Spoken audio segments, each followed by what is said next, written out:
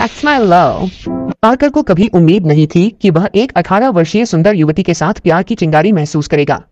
अपने नए लेखन को प्रेरणा देने के लिए वह रोजाना बगीचे में बैठता था, अपनी रचनात्मकता को फिर से जागृत करने की कोशिश करता। लेकिन अब उसकी जलती हुई लेखन भावना कहीं खो गई थी, क्योंकि उसका मन बार बार रीटा की छवि से भर जाता। एक हल्की सी चुअन भी पार्कर को अनायास मुस्कुरा देती। एक दिन जब पार्कर अपने काम में डूबा हुआ था, रीटा अचानक उसके पास आई। शायद यह उसकी मासूम उम्र का असर था। वह बिना झिझक पार्कर की गोद में बैठ गई। उसकी साफ सुथरी और मोहक मुस्कान को देखकर पार्कर के दिल में छिपी आग जैसे जाग उठी। जब रीटा के पास जाने की कोशिश करता है तो उसकी माँ उसे पकड़कर ले जाती है।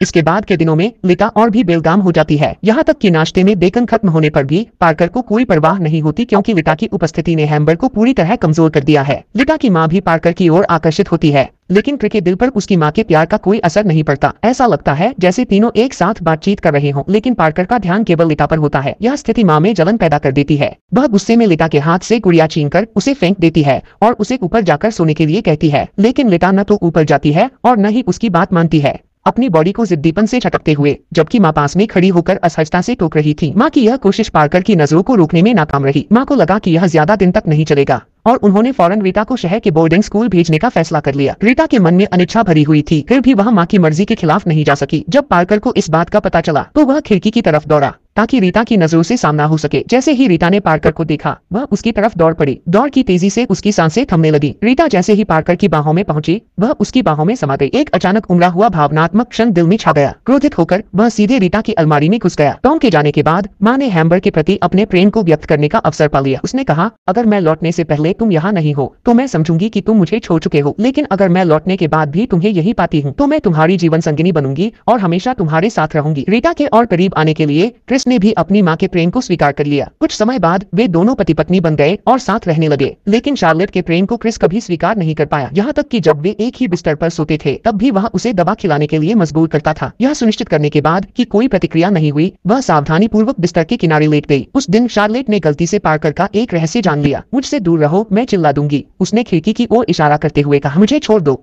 आज रात मैं यह घर छोड़ने वाली हूँ, मुझे इस घर की परवाह नहीं है।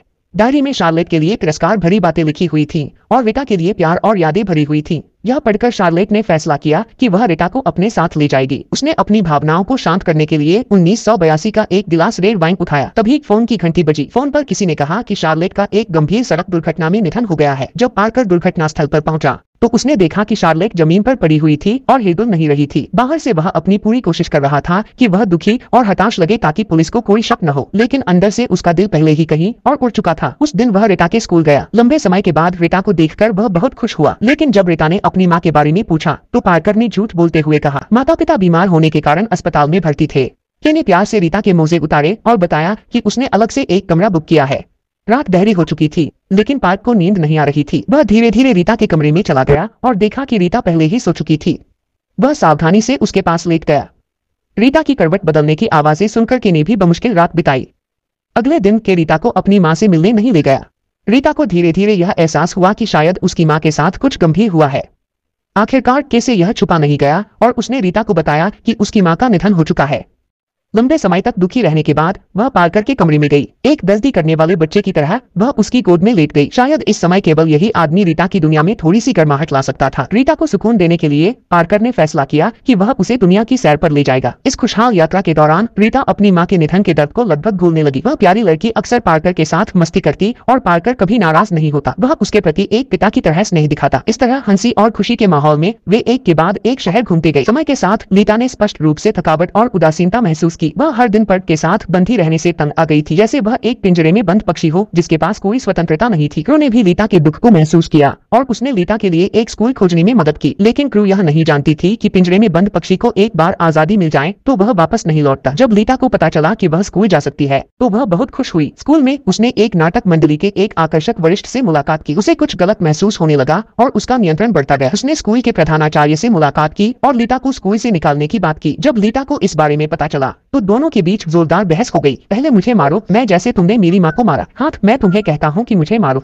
हाथ मैं तुम्हें कहता हूँ कि मुझे मारो। जब पैकर ने रीटा को पाया तो देखा कि वह एक अजनबी के साथ खुशी से फोन पर बात कर रही थी। पैकर के सवाल करने पर रीटा ने हल्के फुल्के अंदाज में समझाया कि वह केवल स्कूल का एक दोस्त है। पैकर ने ज्यादा नहीं सोचा, लेकिन वह यह नहीं जानता था कि एक बार दूरी पैदा हो जाए तो उसे फिर से पाटना असंभव हो जाता है। रीटा को अपने पास रखने के लिए पैकर ने एक लंबा रास्ता फिर से प्लान किया। रास्ते में पैकर ने देखा कि एक सफेद कार उनके पीछे आ रही है। घुमावदार रास्ते पर उस कार को पीछे छोड़ने के बाद जब वे ईंधन भरवा रहे थे तो पार्कर ने देखा कि रीटा एक अजनबी आदमी से बात कर रही थी। जब पार्कर वहां पहुंचा तो वह अजनबी गायब हो गया। ईर्ष्या और शक से भरे पार्कर ने एक बार फिर रीटा को थप्पड़ मारा। समय के साथ पार्कर का प्यार धीरे धीरे विकृत होता गया। अब तो वह रीटा को बाहर जाने से भी रोकने लगा और उसे कमरे में बंद कर देता था। एक दिन जब पार्कर फल खरीद कर घर लौटा तो उसने एक अविश्वसनीय दृश्य देखा। रीटा अस्त व्यस्त कपड़ों में बैठी थी। यह दृश्य पार्कर के लिए बेहद चौंकाने वाला था। इस वर्जित प्रेम ने पार्कर को अंदर तक झकझोर दिया। उसने रीटा से सवाल किया कि वह शख्स कौन था, लेकिन रीटा ने कुछ नहीं कहा। अपने जुनून और गुस्से के चलते पार्कर ने लंबी यात्रा के कारण रीटा को सर्दी लग गई। आर्ट ने रीटा को अस्पताल पहुंचाया।